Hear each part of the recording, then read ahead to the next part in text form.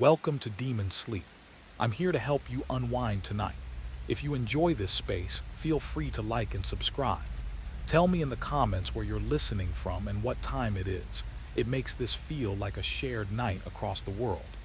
These stories are different and I'm glad you're here. Dim the lights, let the room settle, and let's begin. Story 1. The Night That Wouldn't. At exactly 12 minutes past 11, I realize I already know how this night ends.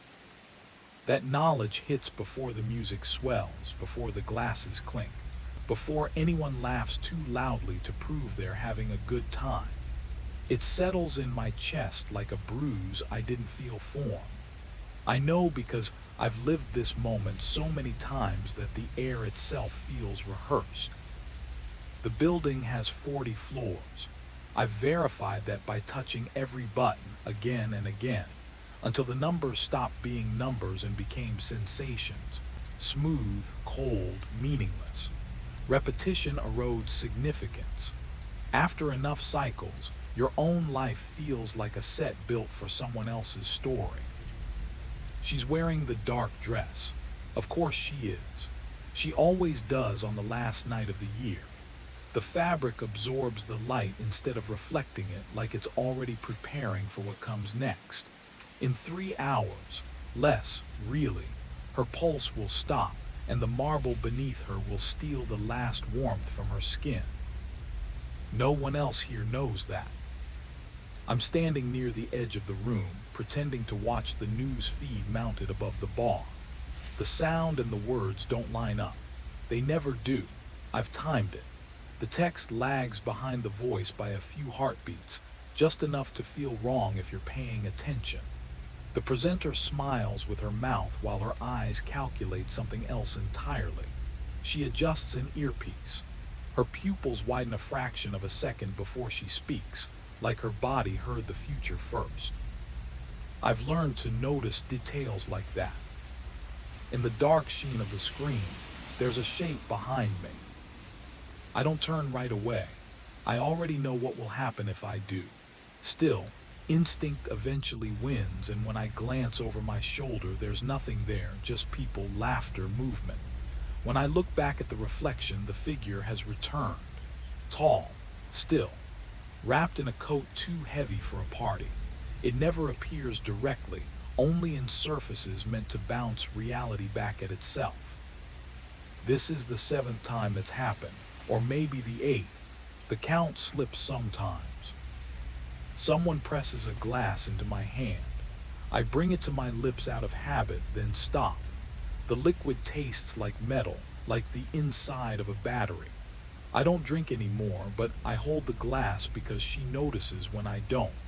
She says it makes me look tense, like I'm bracing for something. She isn't wrong.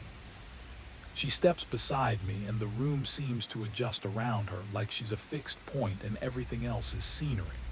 Light breaks across her shoulders, sharp angles under soft fabric.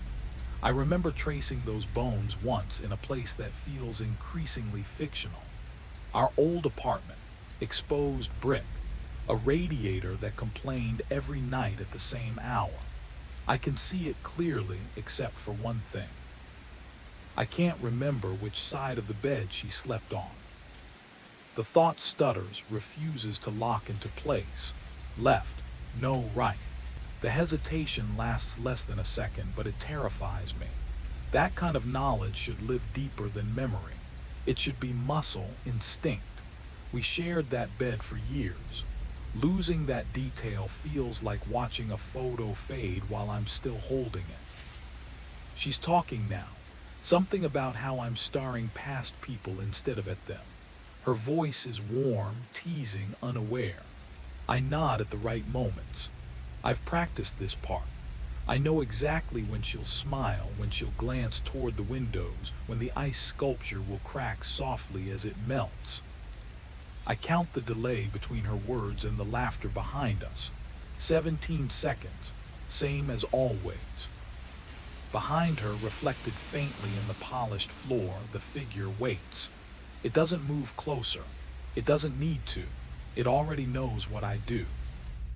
Midnight is coming. And this time, I'm no longer sure the loop is the worst thing that can happen. From where I'm standing, I can see 17 screens glowing at once. 18, if I count the phone in Ethan Delahan's hand. He's by the ice sculpture, head tilted down, thumb flicking upward in that empty, mechanical way people scroll when they aren't absorbing anything, just bathing their brains in noise. I tell her I'm going to make the rounds. The smile she gives me is instant and fleeting. Relief flashes across her face like a crack in glass. I used to chase moments like that, dig into them, ask what was wrong. That curiosity burned out a long time ago. It doesn't matter. In 3 hours and 38 minutes, this room will be rewritten. None of it will survive except in me, and even that storage is failing. I move through the crowd smoothly, the way you do in a place you've mapped blindfolded. The couple near the south windows are mid-argument, circling the same grievance they always do. Something about his mother. The words never change. Nearby, a server steadies a tray of drinks with hands that tremble just enough to notice if you know to look. He skipped dinner again. Blood sugar. I learned that dozens of cycles ago when I lingered close enough to hear him ask for juice, embarrassed. The music pulses through the floor, synthetic and hollow, engineered to excite without saying anything at all. The bass lands directly behind my ribs. I've felt that exact vibration hundreds of times.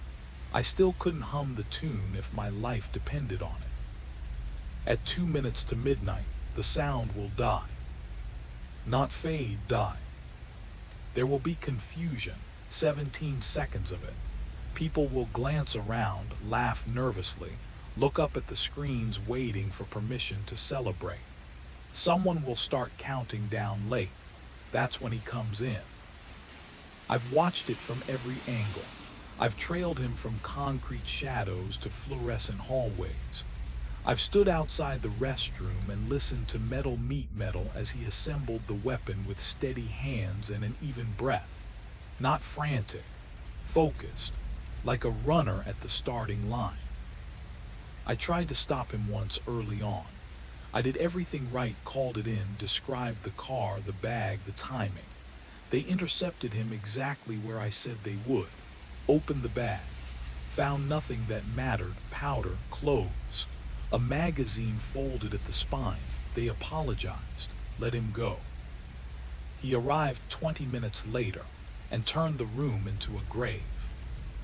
Another time, I tackled him the instant he lifted the rifle. We crashed together, bodies in marble and shattered glass. The gun slid away. For half a second, I thought I'd finally changed something. Then someone else picked it up. I learned then what this place really is. Not a puzzle, not a test, just a cage that resets every time I touch the bars too hard. Tonight, the seconds are moving again. Midnight is getting closer, and the silence is almost here. I had him pinned to the floor, my knees digging into his ribs, my hands slick with blood from his split mouth as I screamed for someone, anyone to help. People didn't rush in. They lifted their phones, faces lit by screens. Proof mattered more than intervention. Security tore me off him like I was the threat. I remember her then, her voice slicing through the noise, sharp and unfamiliar, saying my name the way you do when you don't recognize the person wearing it. He stared up at me, bewildered, not angry, not afraid, just confused. Brown eyes, ordinary eyes. I realized that was the first time I'd ever really seen his face. In every version where he succeeds, the mask stays on until after I'm running, until after she's already on the floor. He told them he didn't know me. They believed him. I was the one led away. Disorderly conduct, assault, the system doing what it always does, neutralizing the variable that doesn't fit.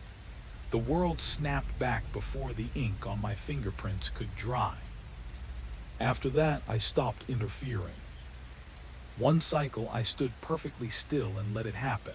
I counted the shots, measured the gaps between them, noted how long it took him to reload, how the crowd broke apart in predictable spirals of fear. I watched her collapse by the fountain, the dark fabric blooming outward as champagne spilled and went flat around her. You learn faster when you stop flinching. Repetition turns horror into information, flesh into statistics. I became very good at noticing things, which is why I feel him before I see him. He bumps into me near the ice, just enough pressure to test balance. Intentional but disguised as clumsiness. He smells like whiskey and money. Smiles like this is the best night of his life. Tells me the party is unreal. Asks if I've been upstairs yet to the terrace they opened even though it's freezing. Says the view up there makes everything feel smaller. I tell him I've seen it. That's true. I've stood out there dozens of times, staring down at the city laid out like a diagram, every window glowing with someone else's routine, their hopes looping quietly, their disappointments resetting at dawn. All of us running our scripts, convinced they're unique. He leans closer, lowering his voice, says I seem distracted, says she mentioned I've been pushing myself too hard, the work, the pressure. He delivers it casually, like concern, like friendship. There was a version of this night where I tried honesty. I sat her down in the apartment that no longer exists and told her everything. The looping, the gunman, the way the future collapses back into this room over and over again. She listened the way people listen when they're deciding whether to call for help. When I predicted a conversation word for word, a spill, a joke about shoes, she didn't soften. She recoiled. Coincidence, she said. Midnight erased that attempt like it erased everything else. I never tried again. You can't persuade someone that the ground beneath them is optional. He's still talking now, his words sliding past me. I'm watching his hands instead, the steadiness, the absence of doubt. I know what he'll do in 17 seconds of silence. I know where she'll fall. I know how this ends. What I don't know, what I've never tested, is whether the loop resets if I don't let midnight arrive. I try to anchor myself by remembering the beginning, her and me, before time learned how to fold. The story is easy, too easy. We tell it the same way every time someone asks. A cafe downtown. She was reading something dense and intimidating. I made a clever remark meant to impress. It worked. That version plays smoothly, like a scene rehearsed for years. But when I reach for the details, they slip. The color of her sweater changes the moment I focus on it. The title of the book refuses to stay put. Even what I ordered at the counter flickers between options. The feeling is still there, the warmth, the certainty, but the texture keeps rearranging itself. Like a dream you can summarize but never redraw accurately. At first, I blamed exhaustion, stress, the wear and tear of repetition grinding against memory. But the wrongness doesn't go away. It follows me from one reset to the next, a quiet vibration beneath everything else, telling me that something foundational has shifted and I don't know when it happened. The room grows tighter as midnight approaches. Space collapses. Bodies press closer. Breath thickens the air. Someone tweaks the temperature controls, but it's useless. I know the delay. I've measured it. Comfort always arrives 15 minutes too late. At precisely 17 minutes before midnight, I move. The northeast corridor gives me what I need. A clear view of the restroom exit and the champagne fountain. Predator and target. I've optimized this position over hundreds of attempts, adjusting angles, timing, force. I know exactly how long it takes him to step out. I know exactly where she'll be standing when he does. I've stopped him before, many times. I've charged him, I've trapped him. I've alerted authorities, emptied the building, triggered chaos in every direction. Once, in a moment of pure calculation, I pushed him through a window and watched gravity finish the job. The silence afterward was absolute. Her scream still rings in me. None of it mattered. The night always resets, sometimes quickly, sometimes after hours of consequences I'm forced to endure. Detention rooms, evaluations, locked doors and fluorescent lights. January mornings that shouldn't exist, dissolving back into December as if they were never approved. I've saved her. I've saved everyone else. I've saved no one. I've memorized the dead. I've cataloged outcomes like data points in an experiment designed by something that refuses to explain itself. The pattern doesn't break, which means this isn't about prevention. It's about understanding. She arrives right on time, the woman with the unsteady walk and the shoes she regrets choosing. I know her name, her job, her school. I know the cadence of her complaints and the moment she'll laugh at her own joke. I've spoken to her more times than some of my real friends. I've excavated her life for meaning and found none. She's ordinary, innocent, incidental. And yet she's always here. That's when the thought lands. Not loudly, not dramatically, but with the weight of inevitability. What if the loop isn't anchored to the violence? What if it's anchored to her? Or worse, what if it's anchored to me? The silence before midnight is coming. 17 seconds where everything is undecided. And for the first time, I'm not sure the loop is waiting for him to act. I think it's waiting for my choice. She's insignificant. That's what I keep telling myself. Just someone who happens to occupy the same coordinates tonight. At 11:47, she fumbles her glass. It slips, shatters, and the liquid fans out across the marble in a shape I could redraw from memory. A sharp inhale from a stranger nearby. The same complaint about the shoes she chose. The same apology wrapped in a laugh. The same server rushing in with a towel, hands trembling for reasons that have nothing to do with urgency. I stand exactly where I always do, 17 feet away. I used to find comfort in that precision. If everything repeated perfectly, then surely the flaw had to be discoverable.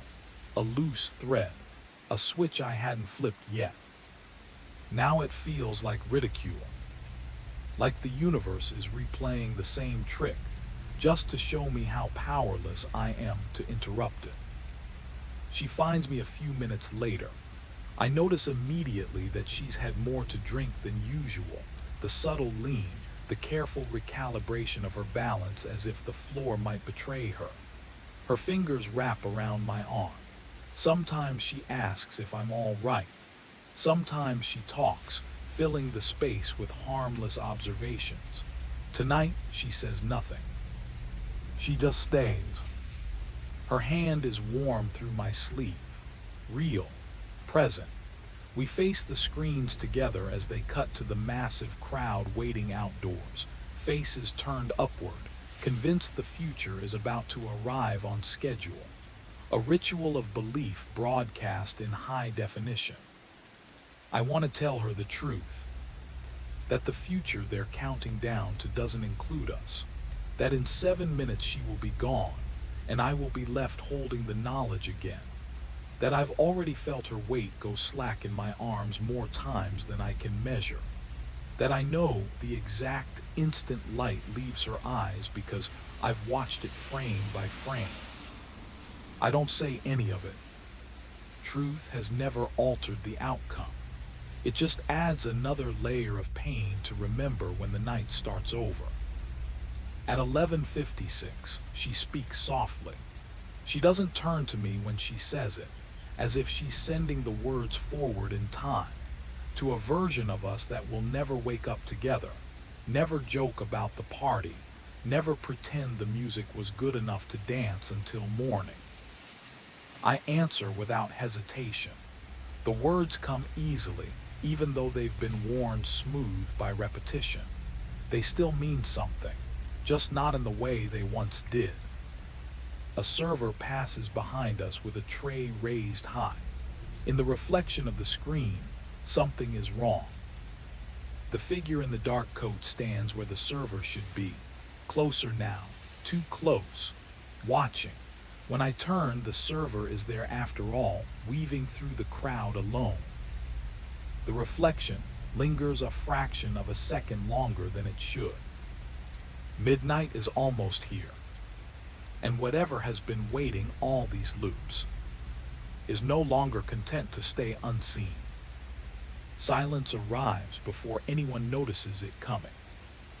One moment the room is vibrating, the next it's hollow, sound ripped away so cleanly it feels surgical. People hesitate, confused, instinctively lifting their eyes toward the walls where every screen shows the same packed plaza, a sea of strangers pretending joy on command. A countdown ignites. Voices stack over one another, confidence replacing confusion. 10, 9. A door opens where it shouldn't. I don't look right away. I already know the angle. I already know the timing. I already know the weight of what's stepping out into the corridor.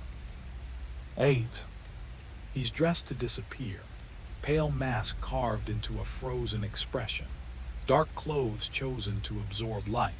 Gloves tight enough to hide fingerprints, loose enough to move quickly. The weapon rests against his side like a secret he's proud of. His walk gives him a way, subtle favoring of one leg, the kind of injury that never truly heals. His breathing is wrong, too shallow, mouth open despite the cold. Focus does that to him. 7. I know these details the way you know the creak of your own stairs at night. I've watched him cross this distance more times than I can count accurately. The number slips. Memory degrades. The nights between resets smear together like wet ink. 6. He pauses, adjusts his grip. The crowd leans into the screens, backs turned, eyes hungry for renewal. She's close to the fountain, closer than I want her to be. The fabric she's wearing catches the overhead glow and throws it back softly, like it's trying to be remembered. 5. I stop breathing. 4. He lifts the weapon. 3. Time stretches, elastic and cruel.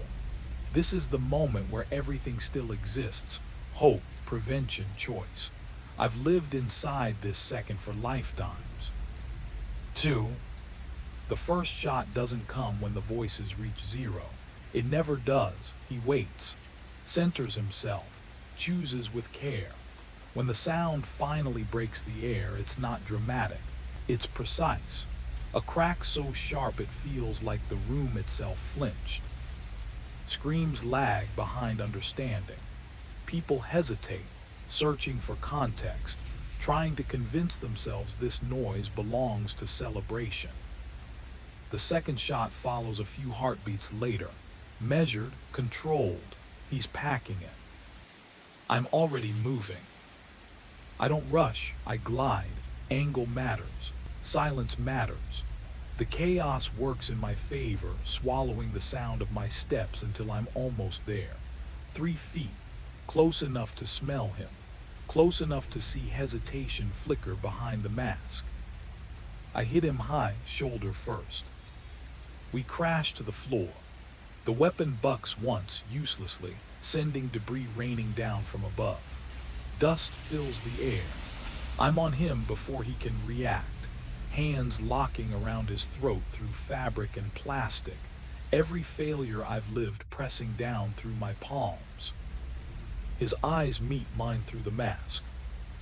They aren't evil, they aren't even angry. They're confused, ordinary. The same look I've seen before when the script breaks slightly and he doesn't understand why. He doesn't fight me. He just stares, breath hitching, as if this wasn't part of what he rehearsed. Around us, the room finally understands. Screams sharpen, people scatter. Somewhere behind me, someone is calling my name. For a brief, impossible moment, the world holds. And in that stillness, a thought lands heavier than any reset ever has. If this night keeps returning, if stopping him never ends it, then maybe the loop was never testing whether I could save her. Maybe it's testing how far I'm willing to go, before I stop believing the future owes me an answer. He's staring straight at me, while my hands are locked around his throat. Not defiant, not furious, just looking, like a man trying to understand how he ended up inside someone else's nightmare. Security is rushing in from all sides. The crowd is breaking apart in shrieks and collisions. Somewhere in the chaos, I hear her voice, sharp and terrified, calling my name. I tear the mask off. I need to see him, need the answer to be written on his face, need this moment to finally explain itself. It doesn't. The man underneath is a stranger, early 30s, a thin scar cutting through one eyebrow, features that refuse to spark recognition. He isn't anyone from my past, from my work, from any previous iteration I can still remember. His mouth moves, gasping, trying to form words. I loosen my grip just enough. "I don't know you," he says. The sentence lands harder than any blow. Hands rip me away from him. 3, no, 4 people dragging me backward. Their voices blur together, commands piling up without meaning.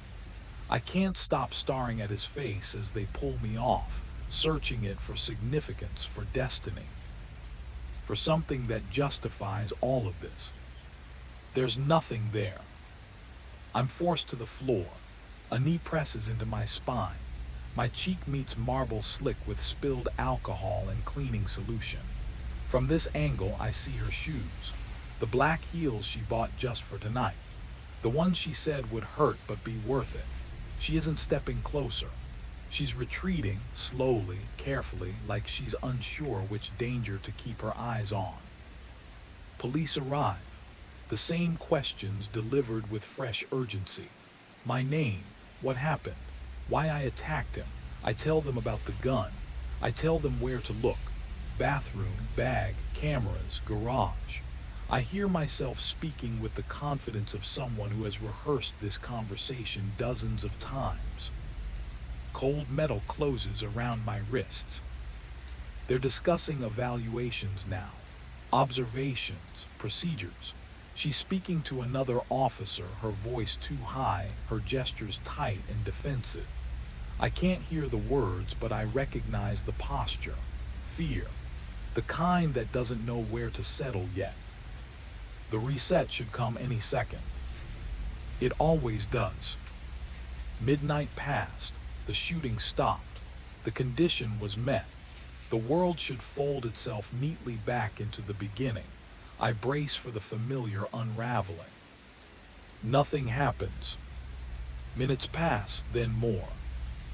I'm in the back of a patrol car, watching the building through reinforced glass. Lights burn in dozens of windows. On lower floors, the party is still alive, oblivious.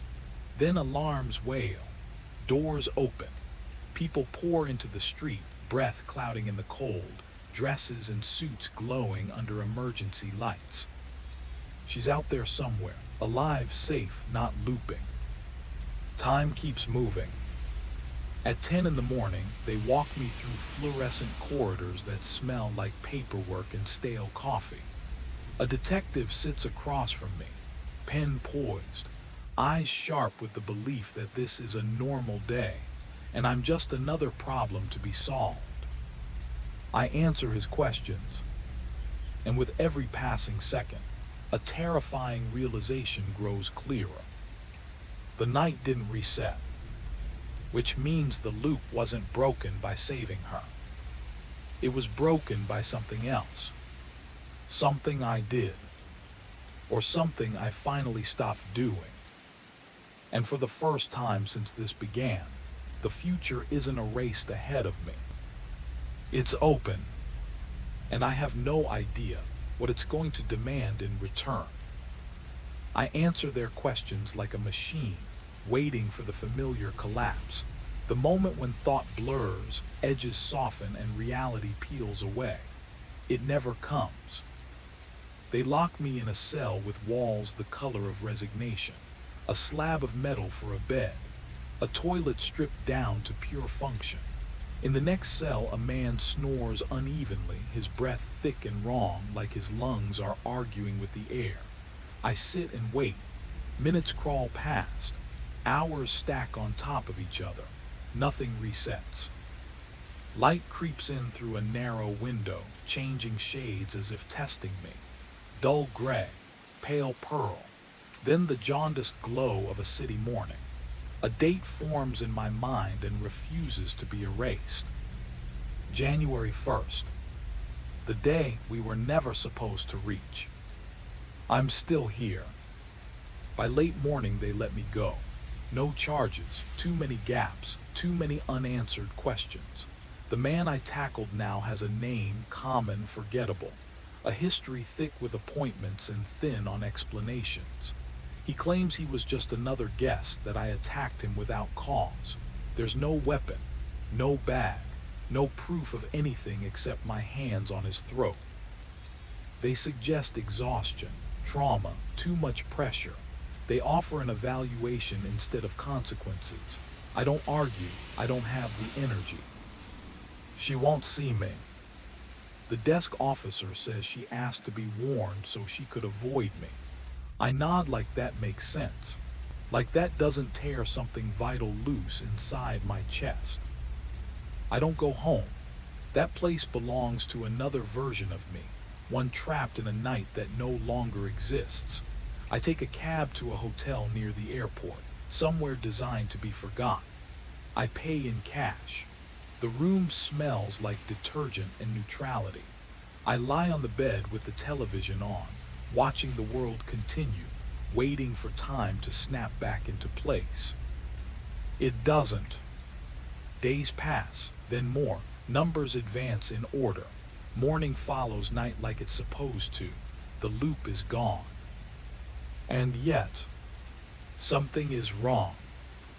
On the 6th day, I go out because staying inside feels dangerous. I need noise, faces, proof that I'm still anchored to the same reality as everyone else. A diner seats me by the window. I order food I won't eat.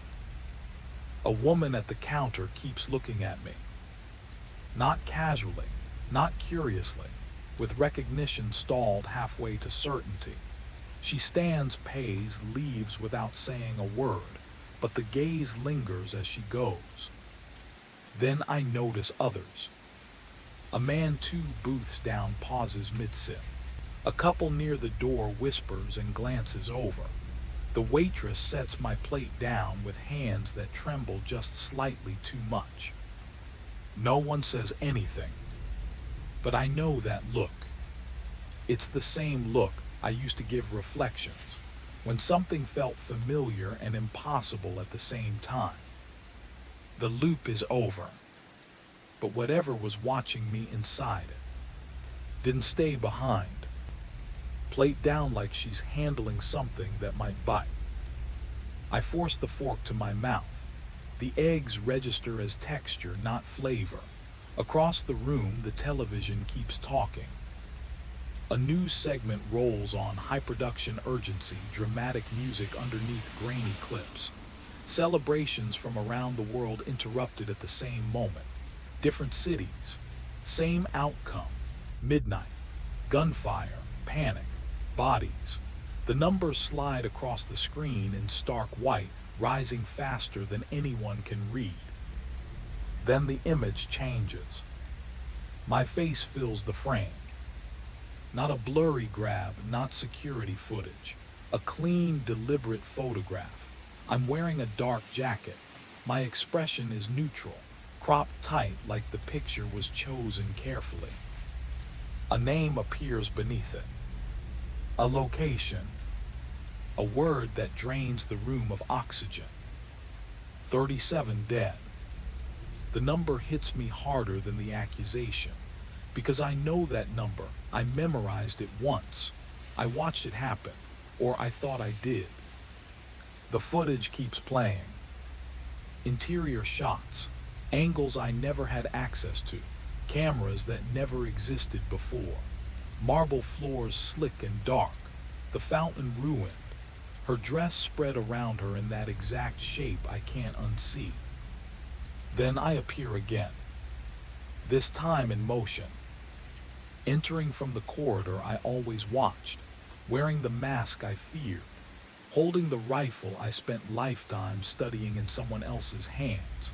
The video shows me lifting it, steady and practiced, shows me firing, shows me advancing through the crowd with terrifying patience, shows me doing everything I believed I was trying to stop.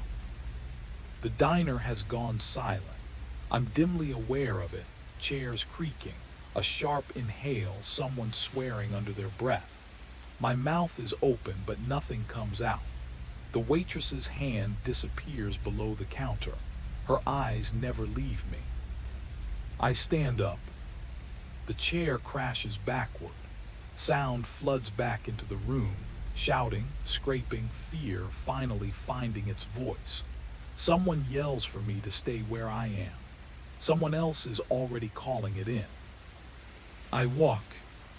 Not fast, not slow, just forward like my body already knows the route. The cold outside hits hard, real enough to hurt. The city is moving like nothing has happened. People stepping carefully over ice, breath fogging, lives continuing. I head north without choosing to. A police car rolls past. The driver looks over, his expression changes. The car slows. I turn down a side street. My heart isn't racing. That's the worst part. It's steady, focused, like it used to be when I was counting seconds. Because somewhere, underneath the shock and the horror, a single realization is locking into place. The loop didn't end because I saved her. It ended because the universe finally let me see the truth. I wasn't the man trying to stop the monster. I was the man being trained to become it. And now that time is moving forward again. Everyone else is finally catching up to what I've already done. I cut into an alley. The cruiser rolls past the mouth of it, tires hissing on wet pavement. I know better than to slow down. I sprint now, lungs burning, breath tearing white shapes into the air. The city blurs into brick and shadow, and dumpsters slick with old snow. And as I run, the memories unlock. Not gently, not one at a time, they crash in all at once. I remember arriving at the building alone. No hand in mine, no shared anticipation. Just the weight of a bag slung over my shoulder and the quiet arithmetic running in my head, angles, exits, timing. I remember checking reflections, testing lines of sight, choosing where fear would bottleneck.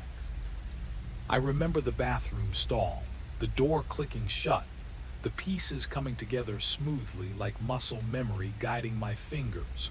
The weight in my hands felt right, familiar, earned. I remember pulling the mask over my face and feeling the world simplify. No people, just positions, distances, breath. And I remember the first shot. But I also remember standing in the crowd. I remember the warmth of her hand, the screens, the countdown, the shock, the terror. I remember watching it happen.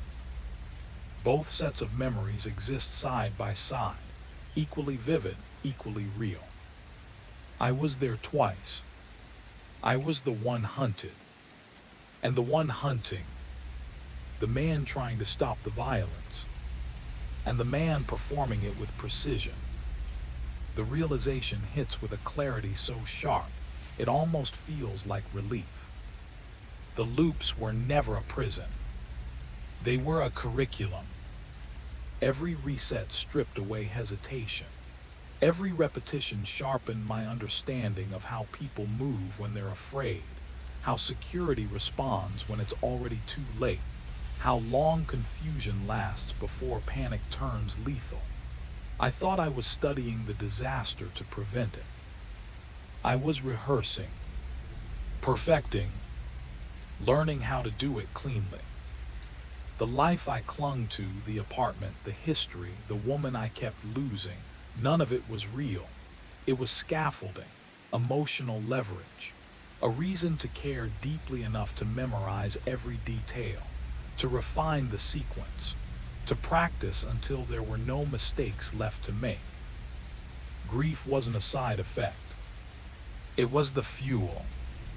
In the final iteration, I didn't fail. I executed. The man I tackled wasn't a killer. He was just someone in the wrong place, wearing the wrong costume. The confusion in his eyes was real because he had no role in this story. I did. The weapon was always mine. The expertise was always mine. Time didn't loop to stop the massacre. Time looped until I was capable of committing it perfectly. I slowed to a stop beneath an overpass, chest heaving, the city roaring above me. Sirens are closer now. Recognition is spreading. The world is catching up to what I already know. There is no reset coming. No absolution. No second chance disguised as repetition. Only forward motion. And the understanding, final and unbearable, that I was never meant to escape the loop. I was meant to graduate from it. Needed someone who could carry the weight of inevitability without collapsing under it. I sit there in Grant Park staring at the lake, and for the first time the loops offer me nothing. No guidance, no correction, no next version where I do better. The water is flat and indifferent, the kind of surface that doesn't reflect, only absorbs. It feels ancient, like it has watched cities rise and rot and never bothered to remember their names. My phone keeps vibrating until I turn it face down on the bench, as if that small gesture might quiet the world. It doesn't. The world is already louder than it's ever been. Helicopters somewhere overhead. Sirens folding into one another. Voices carried by the wind, urgent and afraid. I think about calling someone, anyone, but there is no language left that can hold what I would need to say. How do you explain being hollowed out and rebuilt for a purpose you never chose? How do you confess to something that feels both deliberate and stolen? I tell myself briefly that if I walk toward the police, if I raise my hands, if I submit to the old rituals of accountability, maybe that means something. Maybe it honors the name scrolling beneath my face on that screen. But even that feels rehearsed. The most terrifying realization isn't that I killed them. It's that a part of me learned to function afterward. The loops didn't just erase my resistance. They replaced it with calm, with efficiency, with the ability to sit here now, cold seeping through wood and denim, and catalog memories without breaking. That's the thing I can't explain away as madness. Madness is chaos. This was refinement. I remember Laura's name appearing on the ticker, separated from me by a comma and a number. 29. Reduced to data. And I understand, finally, what the loops truly accomplished. They didn't make me forget that people mattered. They made that knowledge optional. A jogger disappears down the path. A gull cries somewhere above the water. Ordinary life keeps asserting itself, stubborn and cruel. December 31st will come again next year. There will be crowds, music, counting down. People believing the future is something you step into, not something that steps on you. Whatever built the loops doesn't need me anymore. Its work is finished. I'm proof of concept, sitting on a park bench with bloodless hands and a mind that knows too much. There is no heroic version of this story waiting to be unlocked. No final reset where I wake up redeemed. Just a man who understands too late that being shaped for a purpose doesn't absolve you from what that purpose destroys. I stand finally, because staying seated feels like choosing comfort. The lake doesn't react, the city doesn't pause. And for the first time since the loops began, nothing is training me for what comes next. Before the shooter, before the countdown, before the lie that this was ever about saving anyone. The car hums beneath me, tires whispering over wet asphalt. Red and blue light pulses against the inside of the door, a slow heartbeat I didn't earn. My wrists ache where the cuffs bite, a small human pain almost comforting in its simplicity. Cause and effect. Pressure equals hurt. No loops, no rewrites. I keep my eyes closed, but the images don't obey. They line up anyway. The party freezes at 11:59. People cheering, glasses raised, strangers leaning into one another like family. Laura's thumb tracing the inside of my wrist, the way she always did when she was nervous. I remember thinking, this time I'll get it right. This time I'll stop him. The most honest memory surfaces last. There was never another man. There was only the certainty that something terrible was going to happen, and the slow, patient shaping of a mind until it could carry that certainty out without flinching. The loops didn't force my hand. They softened it, made the motion feel familiar, made resistance feel inefficient. The car turns. Lake Shore fades behind concrete and glass. Chicago continues breathing, working, eating late lunches, arguing about nothing. The world didn't end. It never does. It just absorbs the damage and keeps moving the way it always has. I open my eyes. For a moment I expect to wake up. December 31st. Another chance, another lie. Nothing happens. No reset, no relief. Just January and handcuffs and the weight of names I'll carry for the rest of whatever time I'm allowed. Laura's among them now, not a memory designed to motivate me, but a fact I have to live with. That's the difference. Facts don't care if you're ready.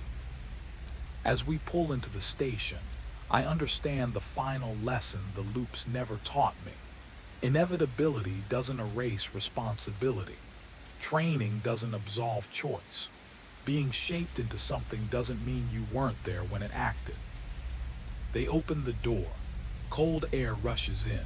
An officer grips my arm, steady but not cruel. Old-fashioned in a way, do the job, keep order, move forward.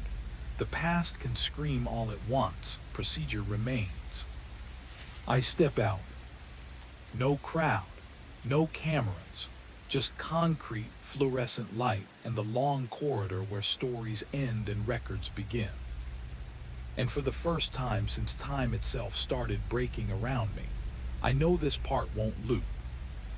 Whatever made me, what I am is finished.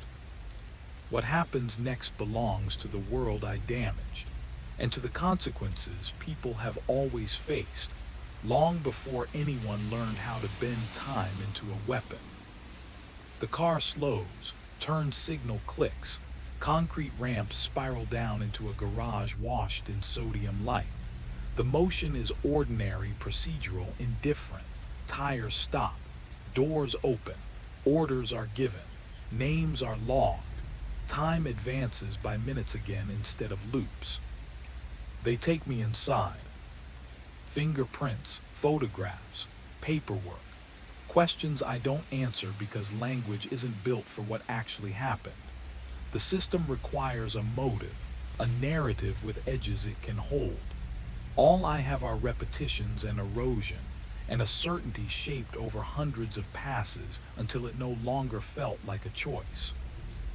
A holding room, a bench, a clock that moves forward without apology. I understand now that nothing supernatural will intervene. No revelation will undo the arithmetic. 37 bodies remain 37 bodies. Laura remains dead.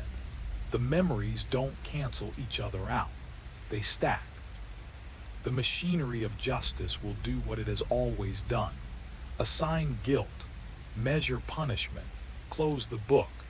It can only operate in linear time, and that's the only time left to me. Somewhere beyond walls and paperwork and fluorescent hum, the city keeps going. People cross streets. Elevators rise and fall. Midnight will come again next year, and nothing will repeat. The loops are finished. The training is complete.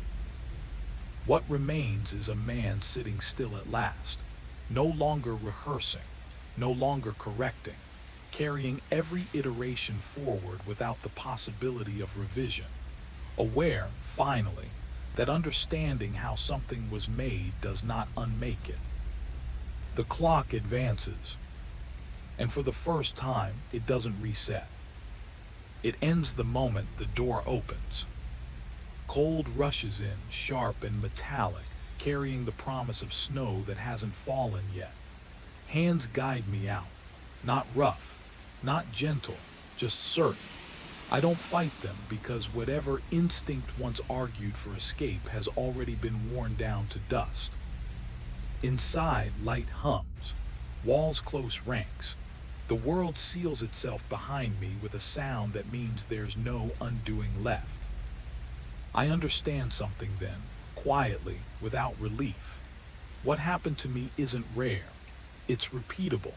Somewhere else, another person is waking up inside a pattern they don't recognize yet, convinced they're solving a problem instead of becoming one. That realization should frighten me. It doesn't. I've already crossed the finish line I didn't know I was running toward. The shape I was pushed into fits now. The process is complete. The rest belongs to someone else. Story 2. Beneath the Carpet, 1989. The basement had been calling him for 16 minutes before Mason noticed the blood. It wasn't dramatic. No scream of pain. No sudden shock. Just a dull warmth on his palms and a sticky resistance every time he pressed them into the carpet. He looked down and saw red threaded through the fibers, darkening the yellow floor like dye soaking into cloth. His fingernails were torn raw, bent back past where they should have stopped. He couldn't remember when it happened. The knife lay a few feet away, discarded. Bright plastic handle, clean blade, untouched. He tried to do this the careful way. It hadn't worked. Something in him needed the corner lifted without cutting, without noise, without leaving a mark that could be explained away. He wiped his hands on his jeans. The stains bloomed into rusty smears, uneven and familiar. For a brief, disorienting moment, he thought of a photograph, one he'd studied years ago under fluorescent light, cataloged, labeled, filed. A girl who never made it home. A case number burned into his memory because that's what he did for a living. Remember what others were forced to forget. Mason didn't believe in intuition. He trusted evidence, texture, odor, residue. That was how you found the truth when people lied to themselves. The smell had brought him here. Not a feeling, not a metaphor.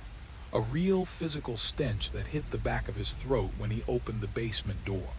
Coppery, damp, old, the kind of smell that never truly leaves a place, only hides beneath paint and furniture and denial. He hadn't been down these stairs since he left for college. 33 years of avoidance disguised as adulthood.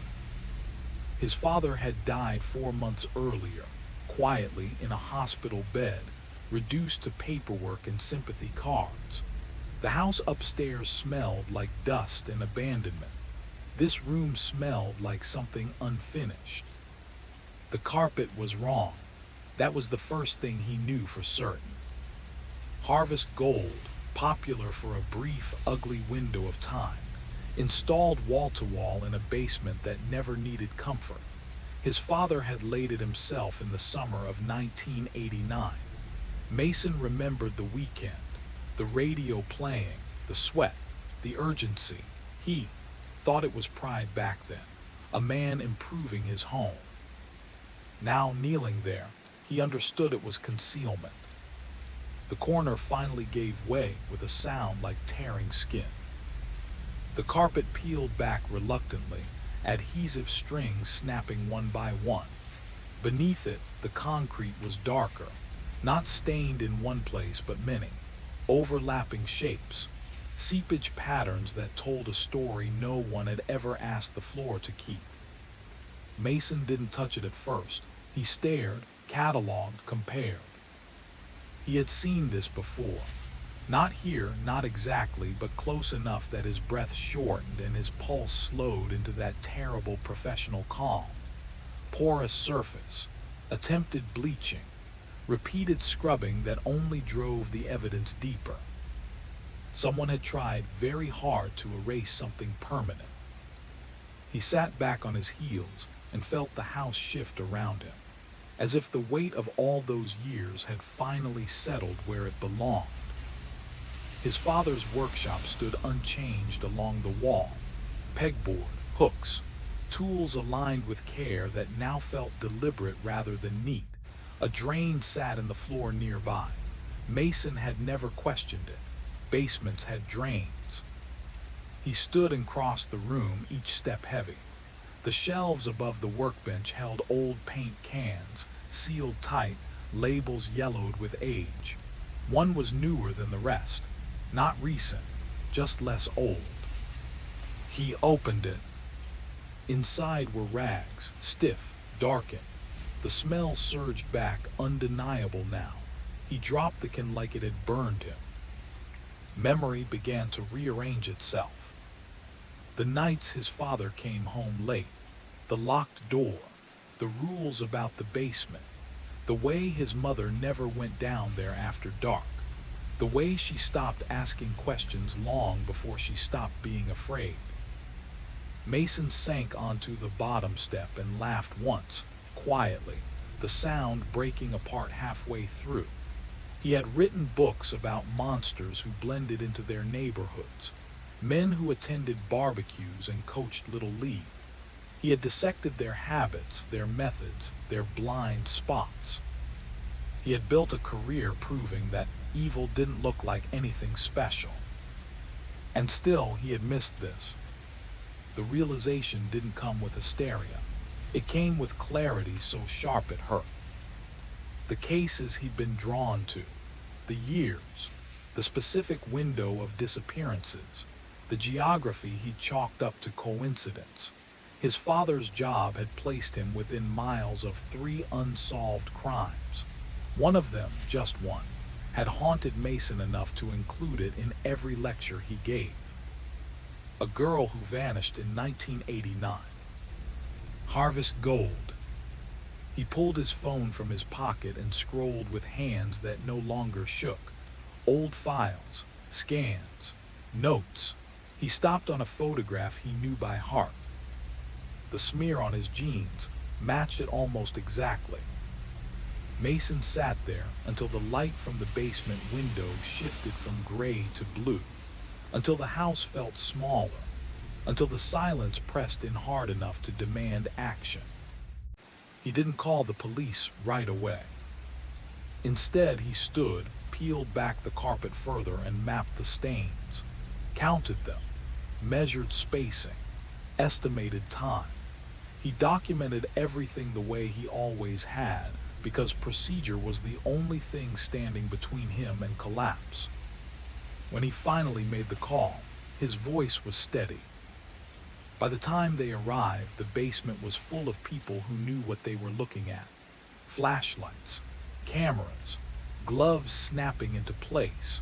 Someone pulled him aside gently, the way professionals do when they already know the answer. Mason watched from the stairs as the last layer of carpet was removed. The house exhaled. Later, much later, when the statements were taken and the evidence bagged, someone asked him how he could have lived here without knowing. Mason didn't answer, because he did know, in the way people always do, in the way a child learns which doors stay closed, in the way a family learns what not to name. Upstairs, the walls were still the same color, the furniture still arranged the way his mother left it, normality intact and useless. The truth had always been underfoot. It just took 33 years and the right smell for him to finally peel it back. He had built a life on knowing where monsters left their fingerprints. Charts, timelines, maps with colored pins. He could reconstruct violence the way other men rebuilt engines. His reputation rested on that talent.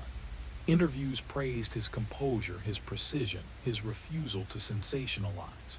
He repeated the same calm explanation every time. Discipline, method, respect for the dead. What he never offered was the cost. The nights cut short by shallow sleep. The way every lamp stayed on until morning. The certainty that darkness, once invited in, learned the layout of a house. The floor beneath him sighed when he shifted, not a sound so much as a release. The carpet was a sickly yellow, the kind of shade that once promised warmth and modern taste before it aged into something stale and faintly nauseating. His father had chosen it decades too late, installing it with an urgency Mason had mistaken for pride.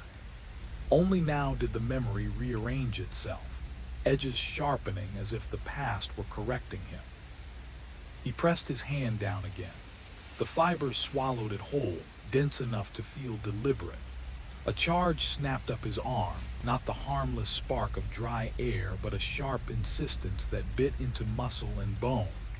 His chest stuttered. Overhead, the lights faltered, or maybe they always had, and this was simply the moment his attention slipped far enough to notice. Images crept into the corners of his vision. Not memories exactly, more like reflections trying to surface. That was when he reached for the knife. The tremor surprised him, not because it existed, but because he could label it so easily. He watched himself the way he had watched witnesses for years, nodding symptoms with professional calm, shaking hands, accelerated pulse, a mind bracing for threat where none should be. He welcomed the distance that followed. Detachment had always been his shield. When the world tilted, when meaning thinned and sensation dulled, he functioned better. Facts stayed clean there. Emotions couldn't smear them. But as the basement breathed beneath him, as the carpet hummed faintly with something that felt uncomfortably alive, Mason understood a new and terrible possibility. This wasn't stress peeling him away from reality. This was reality finally reaching up, insisting on being seen. The air was thick with dust, the faint tang of something long dead clawing at his senses. Mason hovered on the edge of awareness, his mind split between detachment and obsession, cataloging every detail as if he were a ghost observing a scene he had no right to witness. This was how he endured the stories of mutilated daughters, how he faced autopsy reports that should have shattered him, but instead sharpened his attention. Every tragedy became a data set, every horror a protocol to survive the conversations that would follow. The knife slid from its handle with a soft hiss, sharp and intimate, a whisper of intent. Mason pressed the edge against the corner where the carpet met the wall, testing the seam with a precision born of decades studying hidden things. His hands bore the faint crescent moons of dried blood beneath his nails, remnants of his own persistence. He knew what he should do: wash his hands, eat, step back into the mundane routines of a man managing an estate, but the pull downward was stronger.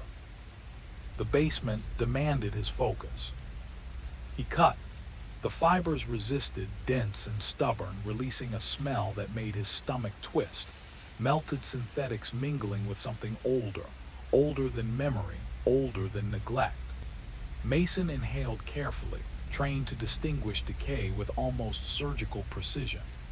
This scent was new, alien, copper, carpet adhesive, and the ghost of something that had lain untouched for decades. He worked the corner free, fingers raw, lungs burning, and the carpet finally surrendered with a tearing sound that echoed off concrete walls. Beneath lay the foam padding, fragile and yellowed, crumbling into dust that choked him as he pulled it aside. Coughing, eyes streaming, he pressed on, exposing the concrete below. It was darker than it should have been, mottled and irregular, an unintentional pattern of horror. His mind cataloged the shapes without conscious effort. Radial stains, central saturation, unmistakably the residue of blood long hidden. Mason sank to his heels, staring at the 2-foot square revelation with a grim satisfaction. His father had hidden this meticulously, a weekend of labor not for comfort, not for improvement, but for concealment. The thick carpet, the careful placement, the obsessive effort, it all spoke to a devotion far darker than home repair. Mason's training, his obsession, his morbid curiosity, it all aligned here. He understood in that instant that what lay beneath the fibers was more than a secret. It was a truth that had waited decades for discovery, and now it was finally his to confront. He had chosen thickness for a reason. Density erased history. You could cross it every day and never feel what waited underneath. The only question left was what he had buried and who.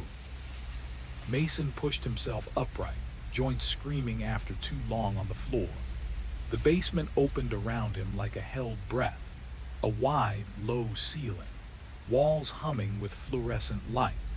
The carpet stretched in every direction, a tired yellow that had rotted into something organic, something that seemed to swell and settle as if it were alive. He had the irrational urge to step lightly, as though the floor might notice him. Along one wall stood the workbench, tools hanging in perfect negative outlines, each absence louder than presence. Order preserved long after the hands that demanded it were gone. Nearby, a bulky appliance squatted in place, its metal fittings protruding like a watchful eye. On the opposite side, cardboard boxes rose in neat columns, financial records, instruction manuals, decades of paper proof that a life had been lived carefully, quietly, without deviation. Near the stairs sat a final cluster of boxes, half open, interrupted mid-task. His father had been sorting when the illness came, or maybe he'd been preparing. Mason couldn't tell the difference anymore. He climbed the steps slowly, counting each one under his breath. Numbers calmed him. Numbers stayed put. At the top, a box caught his attention. The handwriting on it was unmistakable, his own, younger, uneven, pressed hard with a marker that had bled through the cardboard, a relic from the year he left home. Resting on top was a book bound in faded cloth, corners rounded from age. He didn't want to pick it up, which is why he did. It was heavier than he expected, thick with glossy pages and the optimism of people who didn't know what was coming. He didn't open it at first. He didn't need to. He already knew which page held her. The image surfaced in his mind with brutal clarity. A school portrait overlit, smile caught too early, eyes not quite trusting the camera. She vanished before summer ended. A week later, the carpet arrived. The book slipped from his hands and struck the concrete below, cracking open like a broken wing. The sound ricocheted through the basement. Mason stared down at the pages splayed wide, landing on a group photo he hadn't thought about in years. A team shot. Rows of boys in identical uniforms, most of them already forgotten. He found himself easily, too tall, too stiff, placed where he wouldn't interfere. Present but never important. He remembered one game, just one. His father had been there, seated alone, far from the noise, eyes drifting between the court and the work he'd brought with him. Even then, attention had been conditional. Mason's chest tightened. The timing aligned too cleanly now. Disappearance, installation, silence. He didn't move to pick the book up. Some things, once dropped, were meant to stay open. His father hadn't mentioned the game at all. 4 minutes on the court, no points, no mistakes worth correcting. What had earned commentary was the building itself, the damp air trapped near the ceiling, the way sweat and breath would eventually rot the tiles if no one intervened. That was the lens his father used for everything. Life reduced to systems, people reduced to variables, disorder treated as a maintenance issue. Even violence, Mason realized now, could be filed into that same logic if you believed hard enough in control. He went back down the stairs. Each step felt delayed, like the signal from his brain was traveling through water before reaching his legs. Distance crept in. Perspective shifted. He felt himself lift slightly out of his body, hovering just behind his left shoulder, watching with clinical curiosity as he moved. This was familiar territory. This was how he survived the worst stories. Observation without participation. The knife was still where he'd left it. He carried it to the center of the basement, to the spot where the carpet was deepest, where heavy furniture had once pressed its shape into the floor for years and never fully let go. The fibers there bore memory, flattened paths, stubborn grooves, the outline of absence. He lowered himself again, and the posture no longer felt investigative. It felt ritualistic, like kneeling before something that didn't want absolution, only acknowledgement. He drew the blade forward in a clean line. This time the resistance vanished. The cut opened smoothly, a soft tearing sound, almost polite. Then pain snapped through his arm, sharp, electrical, deep enough to rattle his teeth. His jaw clenched hard. He stopped, shook out his hand, stared at his fingers as if they belonged to someone else. Then he continued. With each slice, the sensation intensified. Sparks of pressure leapt up his nerves. The air prickled. His skin buzzed as though the room itself were charging him for intrusion. It was absurd, he told himself. Flooring didn't defend itself. Materials didn't object. This was chemistry, friction, static buildup, nothing more. And yet the lights above stuttered. Once, twice. Or maybe that was his vision tearing at the edges, the dissociation deepening, the world fragmenting into unreliable frames. He couldn't tell anymore. He only knew that every cut made the room angrier, as if something long buried resented being disturbed, and was finally responding the only way it could. With pain, with resistance, with warning. It slid further, deeper, past tension, past fear, into something that felt irreversible. He didn't stop. He couldn't. Long pulls of the blade peeled back the yellow fibers, revealing rotted cushioning beneath, then naked concrete in broken islands. Dark marks emerged immediately. Not random, not age, stains. And then more than stains. The shape began to resolve itself as his hands worked. A center mass, lines branching outward, fine sprays frozen in place, radiating across the floor in arcs that followed rules Mason knew too well. Angles, velocity, pressure. The mathematics of a body failing while the heart still tried to do its job. He didn't need imagination. He had studied this, written about it, spent years speaking to specialists who could read violence the way others read maps. This wasn't damage. This wasn't neglect. This was a person bleeding out. Someone had been here, on this floor, their blood spreading in measured bursts, each pulse weaker than the last until circulation collapsed and the pattern ended exactly where it should. Mason was no longer uncovering a mystery. He was confirming it. The smell hit him all at once. It slammed into his lungs so hard he froze mid-inhale. Metal, rot, something sweet and wrong beneath it. It dragged him backward in time without asking permission, past sterile labs and sealed evidence bags, past the professional distance he'd always relied on. This wasn't academic. This was intimate. His stomach seized. He turned his head, sucked air through his mouth, forced himself not to retch. He knew this smell. He had known it before. Here, this place. The memory didn't arrive gently. It pushed through resistance like a fracture breaking open. He saw himself smaller, kneeling on bare concrete, hands slick, the floor wet, not with water. His mind scrambling, refusing to assemble the meaning of what his senses were reporting. The world bending, rules snapping, something fundamental tearing loose. Questions tried to form and failed.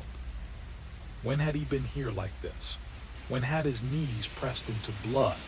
When had the copper taste filled his mouth so completely it drowned everything else? The answer surfaced without effort. 1989 late summer, days before the carpet arrived, before everything was covered, before walking over the past became easy. The memory sharpened brutally once the barrier gave way.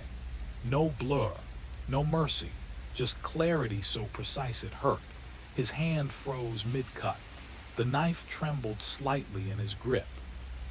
And for the first time since he started, Mason understood that he wasn't discovering something his father had hidden. He was remembering something he himself had buried. The knife hovered there, useless, as his thoughts finally broke containment. Not opened, escaped. What his mind had sealed away for decades tore through with no regard for permission, like pressure ripping apart a dam that had been reinforced every single day since. It wasn't a choice. It never had been. He and his brother had been arguing. Of course they were. Brothers always did. Small, ordinary conflicts that meant nothing until suddenly they meant everything. Mason had been 15, old enough to believe rules mattered, old enough to believe control was the same thing as order. David was 7, too light, too soft. A child whose body still seemed unfinished, as if it could break just by being handled wrong. They'd been on the basement floor, toys scattered between them. The details refused to surface. What figures, what story, what imaginary battlefield. But the argument remained sharp. David wasn't playing correctly. Or maybe he couldn't. Or maybe Mason simply couldn't tolerate the messiness of a game that didn't obey logic. Voices rose, the space shrank, Mason pushed him. Not in rage, not with intent, just a quick motion meant to correct, to stop, to force compliance. David stumbled. The sound that followed had never faded. It had lived inside Mason all along, pristine and untouched by time. Skull meeting concrete, a dull, wet finality, not loud, worse than loud. Then nothing. No crying, no movement. Mason had stood there, suspended between seconds, watching blood begin to leave his brother's head. It crept outward slowly, obedient to gravity and the floor's invisible slopes, pooling, branching, spreading. Exactly the same pattern now staring back at him through torn carpet and dust. He tried to call for help, or screamed, or both. The memory fractured here, refusing to align itself neatly. What came next arrived as flashes. Footsteps on the stairs. His father dropping to his knees. 2 fingers pressed to a small neck, searching desperately for proof that the world hadn't just ended. A pulse still there, weak, fatting, a trapped thing fluttering beneath the skin. And then his father looked up. Not with anger, not with blame. With understanding. the kind that settles instantly, fully formed, and rearranges the future in a single breath. The look of a man who knew that whatever happened next, ambulances, hospitals, explanations, nothing would ever return to what it had been. That this moment, on this concrete, would decide the shape of every life connected to it. The knife trembled in Mason's hand as the basement hummed quietly around him. The carpet hadn't been installed to hide a crime. It had been laid to bury a child, and the truth with him. The memory of the hospital never blurred. That part stayed sharp, untouched, as if it had been deliberately preserved while everything else was stripped away. The harsh lights, the smell of antiseptic, his father moving fast but speaking slowly, steady as stone, explaining to the doctors that his younger son had fallen down the basement stairs, unsupervised. An accident. Children were careless. These things happen. The doctors listened. They always did. They talked about swelling, scans, risks. They warned, but they also offered hope. A serious head injury, yes, but survivable. Observation, monitoring, time. And David survived. Months of recovery followed, long weeks of headaches. School days made easier with adjustments, patience, lowered expectations that eventually lifted again. Slowly, steadily, David became whole. He grew up remembering none of it. He carried only the story he'd been given. A fall, bad luck, nothing more. He never knew his brother's hand had sent him backward. Mason sat now on the basement floor, surrounded by peeled-back carpet and crumbling padding, breathing air that tasted like rust and regret. And in that suffocating stillness, understanding finally settled into place. This was the beginning. Everything he had built traced back to this concrete. He hadn't chased stories of violence to expose monsters. He had chased them to avoid a mirror. Every book, every interview, every late-night analysis of brutality had been a way to study harm at a safe distance, to map other people's darkness so he wouldn't have to name his own. He had spent his life circling the truth instead of standing on it. And his father had helped him do it.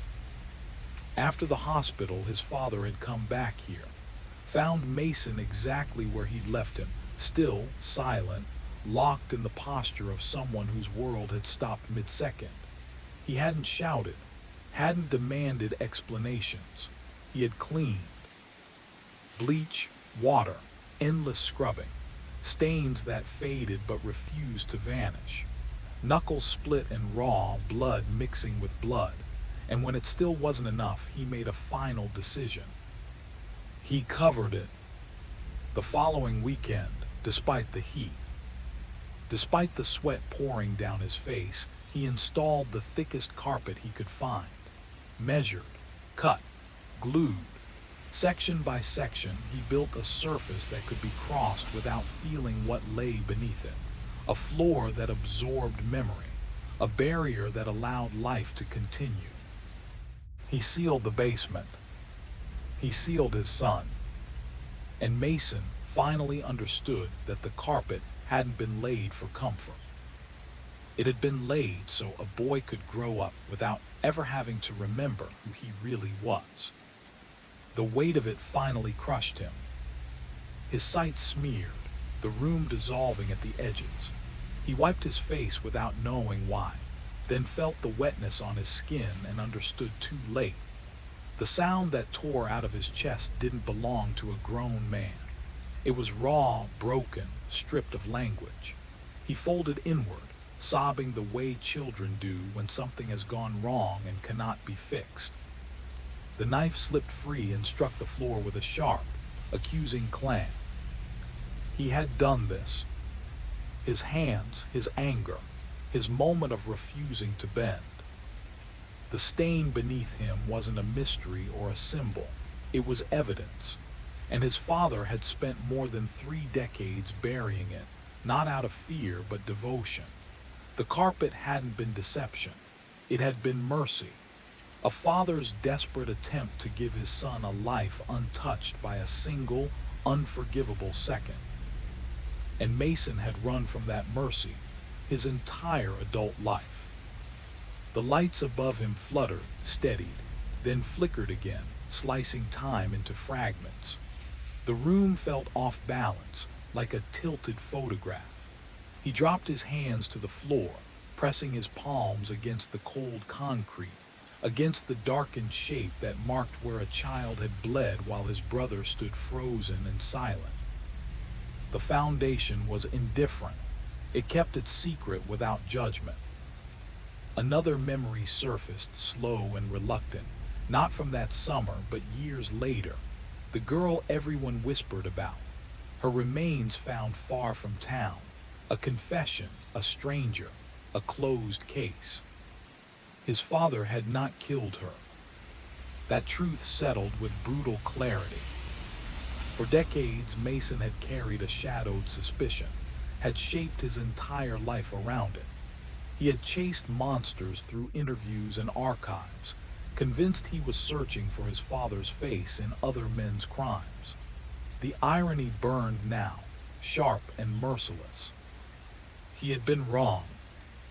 His father hadn't hidden violence. He had hidden Mason's. He had shielded a frightened 15-year-old from becoming nothing more than the worst thing he had ever done.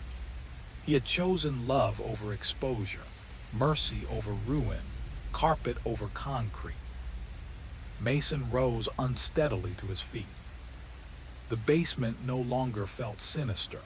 It felt tired, heavy with an old sorrow that had waited patiently to be acknowledged. This was not a place of evil. It was a place where a boy hurt another boy, and a father chose compassion instead of destruction. He looked down at the floor one last time, and finally understood. The past hadn't been buried to erase the truth. It had been covered, so a future could exist at all. His father had chosen silence instead of confession. He had decided to shoulder the burden himself, to let the weight of it bend his own spine rather than place it on a boy who wasn't ready to survive it. And Mason had never become ready. Not once. Not in all the years that followed. Instead, his father had waited. He had kept the basement unchanged, preserved like a sealed room in the mind. Maybe he believed memory would surface on its own. Maybe he imagined a quiet evening where father and son would finally sit with the truth and turn shame into something useful. Growth, understanding, release. That moment never came. Mason had built defenses instead. He had wrapped the memory in concrete walls and labeled them purpose. He had become a man who dissected violence from a safe distance, who analyzed blood and motive and cruelty in strangers, so he would never have to examine the violence rooted in his own hands. He had made a profession out of avoidance. His father had died without breaking the silence. He had taken the secret with him, into fire and ash, trusting that either Mason would remember someday, or he wouldn't, and that either outcome was acceptable, as long as his son lived a life larger than that basement, larger than a single moment of rage and its irreversible cost. Mason moved toward the stairs. Each step swallowed his shoes in the faded yellow pile, the carpet yielding softly, obediently. At the bottom, he stopped and turned back. The exposed concrete stared up at him. The stain was still there, smaller than memory had made it, larger than forgiveness. Tomorrow he would handle it the way he handled everything else. He would make calls, hire specialists, remove what needed removing, prepare the house for sale with calm efficiency, emotions boxed and labeled. But tonight was not for efficiency. Tonight was for understanding what his father had done for him. He let that weight settle, the years of restraint, the quiet vigilance. the choice to love without absolution. It pressed down on him the way the carpet had pressed into the floor, hiding damage without erasing it. The knife lay where it had fallen. Mason picked it up, slid the blade back into place, and returned it to the pegboard. His father had believed in order, in tools returned where they belonged, in systems that kept chaos from spreading. He had also believed that mercy mattered more than punishment. That sometimes you covered the evidence not to deny the truth, but to save a child's future from being crushed by it. David lived far away now, a different coast, a different life. They spoke rarely, polite messages, holiday cards, a distance that had always felt unexplainable, older than divorce, older than memory. Now Mason understood. The space between them had opened the instant he pushed his brother, the instant blood met concrete, the instant their father chose protection instead of blame. The basement was quiet, not cursed, not angry, just heavy with the cost of love and the truth Mason would finally have to carry himself. David didn't remember what happened, but his body did. Somewhere beneath conscious thought, beneath language and story, his nervous system had learned a lesson it never forgot. The older brother who was supposed to be safe was not. The threat response had been written into muscle and reflex, into the silent calculations of distance and caution. Memory wasn't required for that kind of knowing. Mason told himself he would call David tomorrow. Or maybe he wouldn't. Maybe the years of polite distance were the most honest thing they shared. Maybe some harms don't need remembering to keep their power. Maybe separation was not cruelty, but acknowledgement that certain fractures never heal cleanly, even when pain fades from the mind. He climbed the stairs. At the top, he closed the basement door. The latch snapped into place with a sound that felt final, like a sentence ending without room for revision. The house stood around him in darkness, furniture reduced to shapes, corners softened by streetlight leaking through the windows. He paused in the kitchen, the room his father had scrubbed every Saturday, the room that had been kept in order through sheer discipline, and understood something with devastating clarity.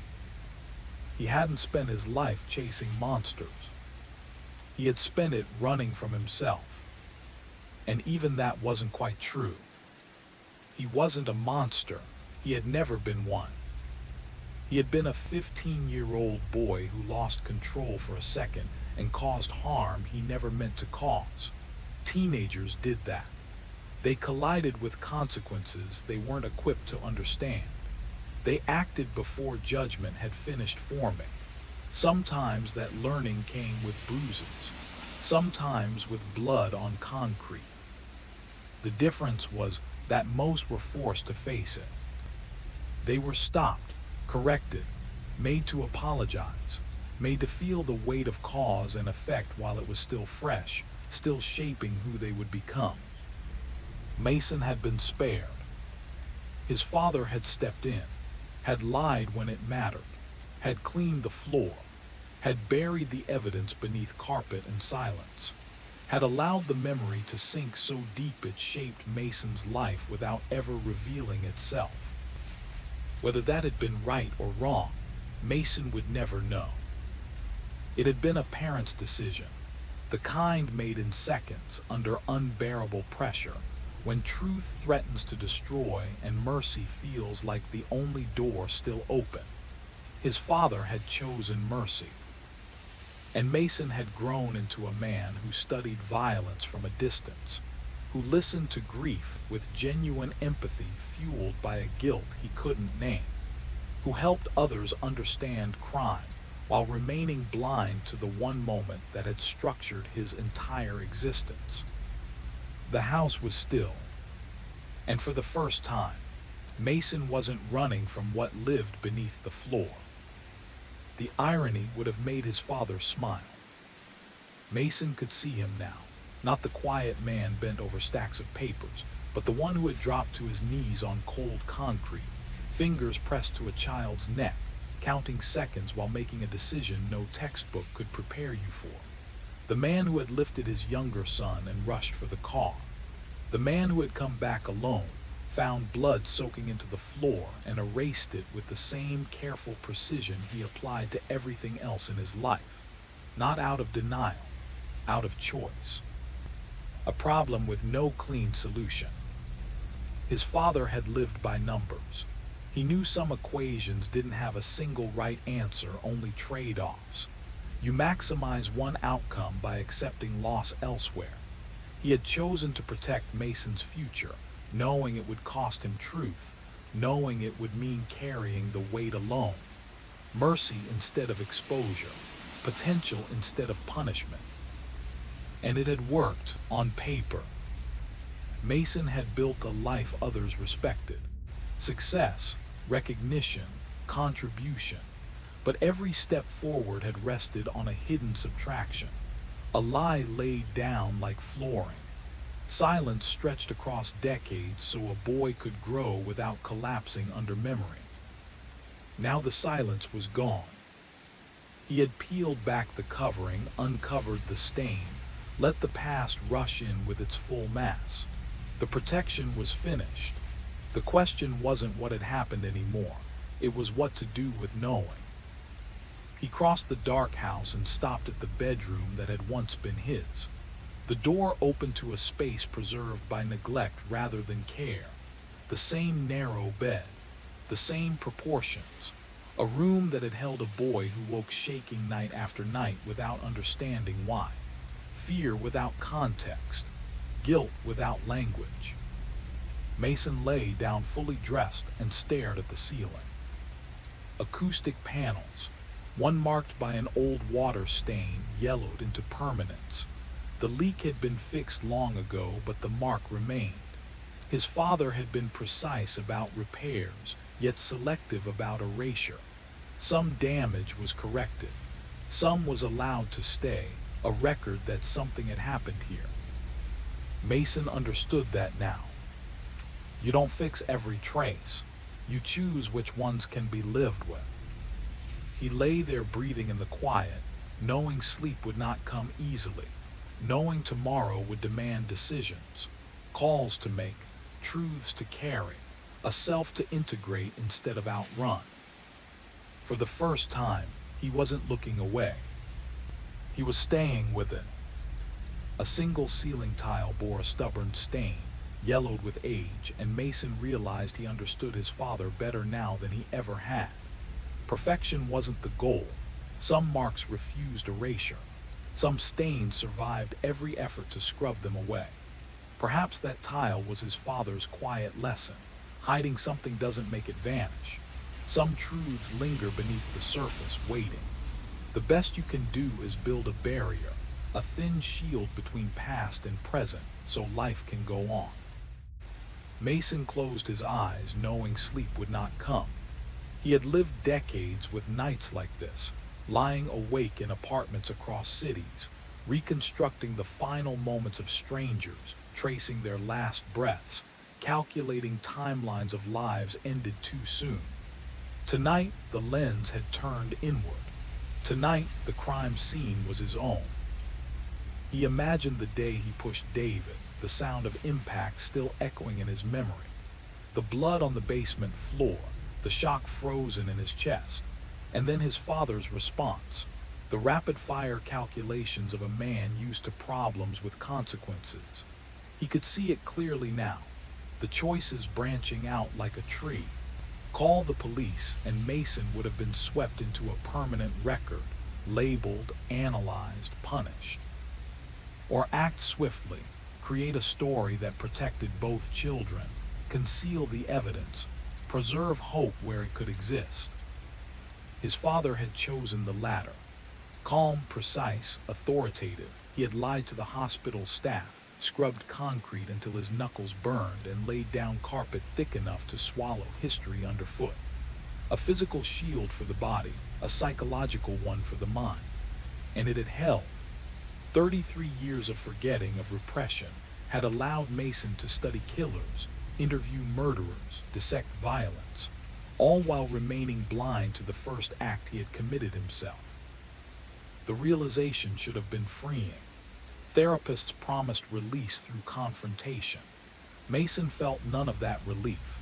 Instead, there was weight, the gravity of understanding that his life, his choices, and even his career had been built atop a buried truth. The barrier his father had constructed was no longer needed.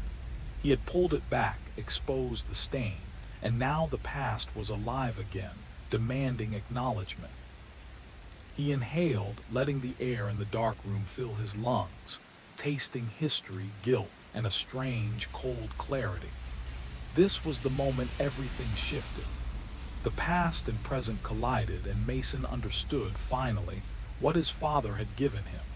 The chance to carry on, imperfect, human, and capable of reckoning with the shadow he had spent a lifetime avoiding. Mason felt the past pressing down on him, heavier than anything he had ever carried. They said facing trauma freed you, let you integrate, move forward stronger. But he felt only the weight of decades, the hollow ache of having studied every violent act imaginable while ignoring the one that had shaped him. His eyes opened. The water-stained ceiling tile quivered in the corner of his vision, or perhaps it was him, the pulse of adrenaline and memory-bending perception.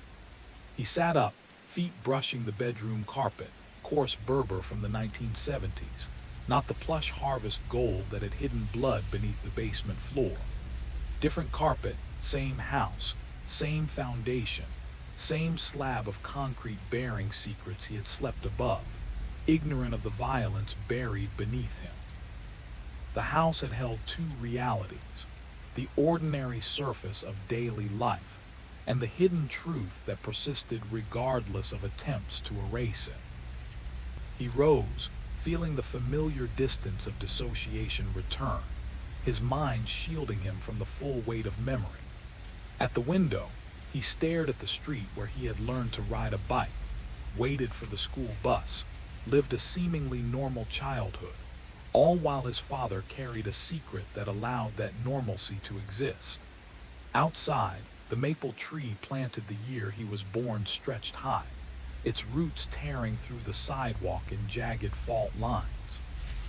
He had cataloged this before with the clinical precision of a detective, but now he saw it differently. The tree grew above while its roots worked below, invisible yet unrelenting, shaping the world above. A perfect mirror of memory, hidden forces that shaped the visible, undetected yet undeniable. The house was still, holding its breath in the moments before dawn.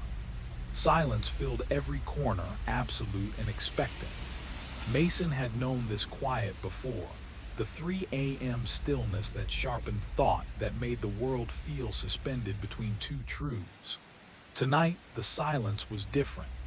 Tonight, it held history, guilt, and revelation, all waiting for him to reckon. Mason had grown used to moving through the world on fragmented sleep, his nights haunted not by the faces of strangers he studied, but by the memory that clawed at the edges of his mind. The memory that his father had buried so carefully, the memory of what Mason had done, and what his father had done to shield him. He walked through the quiet house, footsteps echoing on the worn linoleum of the kitchen, yellowed with age and patterned with brown flowers curling at the edges. The house had been maintained meticulously, appliances updated, carpets replaced, but some things remained untouched. Certain corners of the past, preserved like relics, refused to vanish. Mason's gaze settled on the refrigerator, mostly empty, save for a single jar tucked on the middle shelf. His father's pickles, the last reminder of summer routines and old traditions, sealed away since August of 1989.